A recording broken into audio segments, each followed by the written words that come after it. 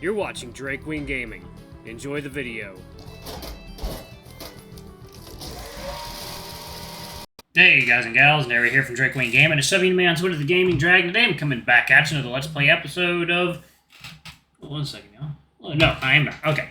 We're coming back to you with another Let's Play episode of Kingsguard, Leandros' Path. So anyway, before we jump into it, just wanted to let y'all know that our Patreon is now up. And let's go ahead and jump right in. Alarm chain, you were up, and let's go. Alright. New. Not a good idea. Okay, there we go. Alright. It took a moment to examine her more closely. She had smooth caramel skin, long wavy black hair, and a face with light wrinkles befit of one who had worked hard in the sun. From all the times your father sent you suitors, you could tell that she wasn't too young. Maybe in her 30s, yet despite that, there was no denying her beauty. Leandros gasped as though he was having trouble breathing, and your heart sank. Is he? The woman remained calm and silent. She put up a hand and waved you away. Jake, give her some space. She'll take care of him. But... The woman looked back at you expectantly, with the eyes of a mother ready to scold a child for disobedience, and you did as you were told. Will he be all right? You can place your faith in Iana. She's the best healer in the Red Sea.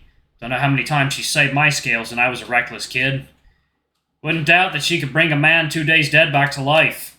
You watched on with bated breath as she worked with the tools and ingredients around her, mixing together different herbs and laying wet clothes across his body, but not before undressing him down to his skivvies. She moved quickly and surely, with an intense focus but calm demeanor. And still not once did she ever utter a word. All right, let's leave her to her magic touch.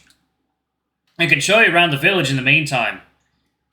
You didn't want to take your eyes off Leandros, but Jaws was right. You weren't any help to him at the moment, but we're getting in the way. Your trip to the village was anything but pleasant. The people still seemed wary of Jaws, and he still moved on as though nothing was wrong. If this was supposed to be his hometown, then wouldn't the villagers here be more welcoming? Maybe he did something to upset them, but even then, they didn't really look angry. Even as he told stories of his own childhood, he never mentioned anything about the villagers and his own relations. Not that you were paying much attention. As Jaws prattled on, you couldn't stop thinking about Leandros. Every so often you glanced back towards the direction of the hut, wondering if he was still okay. If you're worried about the line, you can be assured that he'll be just fine. It's rare that people die from it. By tomorrow he'll be feeling like his old self again. The pain that he was in was engraved deeply into your mind. Despite Jaws' comforting words, it still sent your stomach into knots to see him in such a state. Not only that, but the last thing he said was beginning to gnaw at you. Was he really doubting himself for becoming your Kingsguard? It scared you just thinking that he would want to quit because of a stupid thing like that. But even aboard the ship, he was in a really low state of mind, and it was difficult to think of what you would have to say when you confronted him again. Second, y'all. Water time.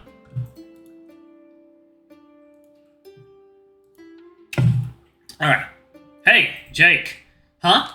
Anything in particular you wanted to eat? Not like there's much of a choice, though. To be honest, I'm not really sure I could eat anything right now. You're really stuck on him, aren't you? Don't really know much about you and him, but I take it he's your guardian. Yeah. But wouldn't do you too much to worry about him and collapse from hunger.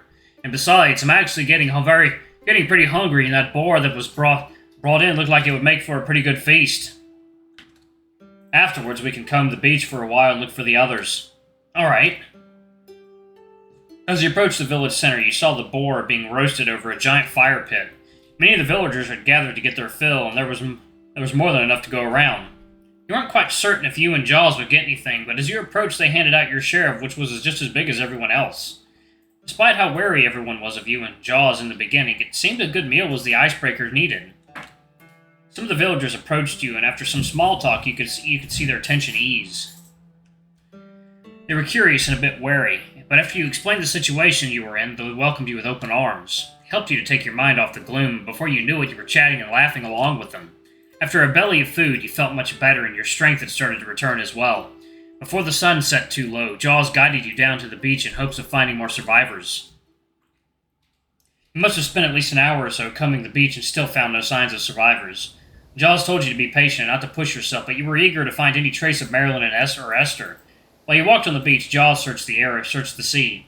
Whenever he came back, he had some sort of piece of jewelry or shiny object in his hand. You found it a bit humorous how he acted on impulse upon anything that glimmered. Every item he showed you turned into a rant about how much money he could make selling it to the right buyer. Hey, Jake, take a look at this! Jaws returned from the water once more, nearly running to you with another trinket in his hand. He held out what appeared to be a gold necklace with gems strewn through it. I think she'll love it, don't you? Who? Ayana. You think it suits her? There was a glint in his eyes as he expressed his excitement for presenting it to the healer. Do you mind if I see it? Jaws handed it to you and you recognized it immediately. What's wrong? You look as pale as a squid all of a sudden. This was Marilyn's! Huh? Are you sure? Yes! I gave it to her for her birthday several years ago. You found it out at sea? It was stuck in the cracks of some coral. Then they could be nearby. We've got to keep looking. Look, I feel your excitement, but we've been at this for almost 2 hours now. The sun is going to set soon. But what if they turn up? Alright, so we can look for a bit longer, but we head back before it gets dark. Thank you. And thanks for finding this as well. I'm sure she's probably missing it. Oh, yeah. Despite your enthusiasm, Jaws looked a bit disappointed. You guessed he was really looking forward to giving this to Ayana. Huh. There you go. Water time.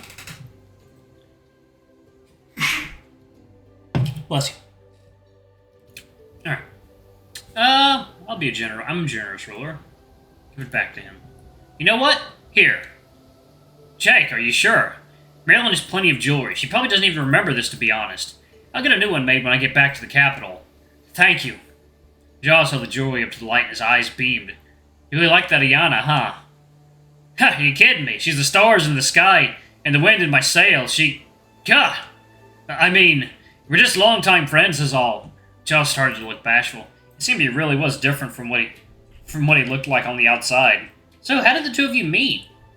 Huh, it's a lame story. Nothing really that grand. Probably bore you half to sleep. I want to hear it, unless you don't want to talk about it. Really now? Huh. What? I suppose I'm a bit surprised. And no one has ever cared to ask about my past before. Makes sense, though. Few people ever actually got close to me in my scary mug. Certainly not someone as important as a king. Please don't think of me as a king. I'm not sure I'm ready to claim that title yet. Right, well, let's see, where to begin? Well, I'm sure you can tell by the islanders that I'm not a native here. You mean by how there's only humans? Jaws nodded. One day after a fierce storm, I washed up on the shore. I was so young at the time I couldn't really remember what had happened. Had no knowledge of my past or of my parents. But Iana found me. She must have been not much younger than myself. She took me to the village, but her parents and the other villagers forbade me from entering. It sounds horrible. They were kind enough to give me food and supplies and clothing. That's more than enough that I could say that I did for them. Must have been the way I looked. You don't look bad. I've seen myself or nearly wet my pants for my reflection from time to time. I'm pretty damn scary looking. I know you probably thought the same. While the villagers avoided me, she always came to see me, give me extra food or toys. We had a secret friendship going on for years. Eventually I grew up strong enough to fish and work. I helped the villagers and they accepted me, and I was finally able to see her more often. I must have realized you weren't such a bad person. Yeah. I would have loved to stay in the village, but it was so dull. Every day was the same, and I quickly became bored. So I decided I would leave. I wanted her to come with me. It was perfect until the day arrived. We were planning to sneak away without her parents or the villagers' permission. But her family became ill, and she couldn't just leave them. So I left, and I promised her that I would be back when I was stronger than had a ship of my own. You didn't want to stay? It was hard to leave her, but I knew where my destiny led. I'm a king of the sea, not one who should be confined to this island. Second yell, water time.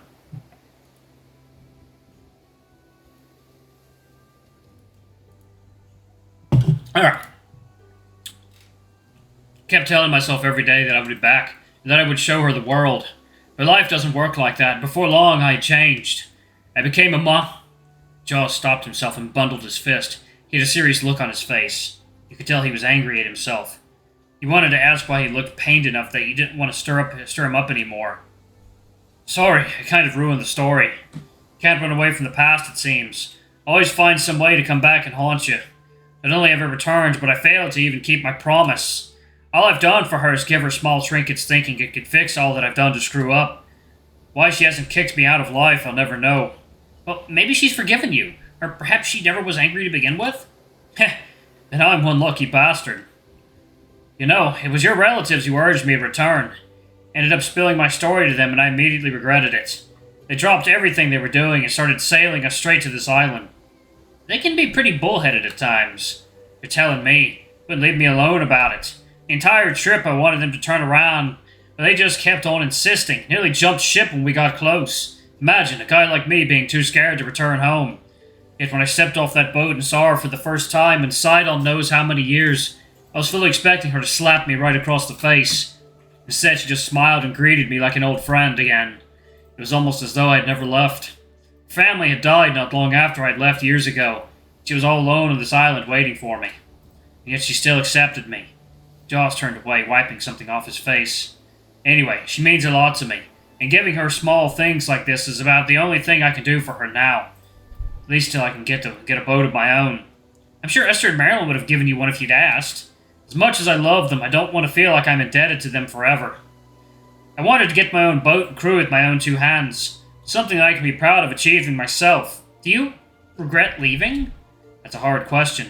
If I stayed, I likely would have regretted not leaving. So I suppose I don't. Never would have become like this if I didn't. Jaws wiggled his stub leg. But I also wouldn't have met the many people who made me who I am today. Life is tough. Too many decisions, not enough time to do it all. So we gotta make do with the little time that we have. Until then, I gotta work hard to be the man she deserves. Hell, I think that's enough about my past for now. Thank you for telling me.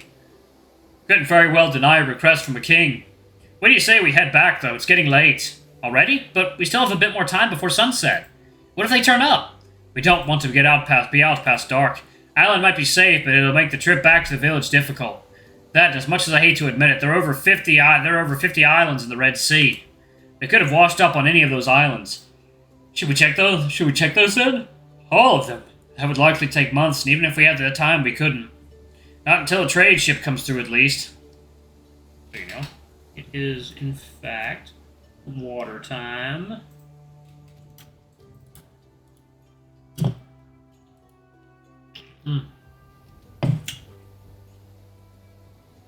But you have boats here.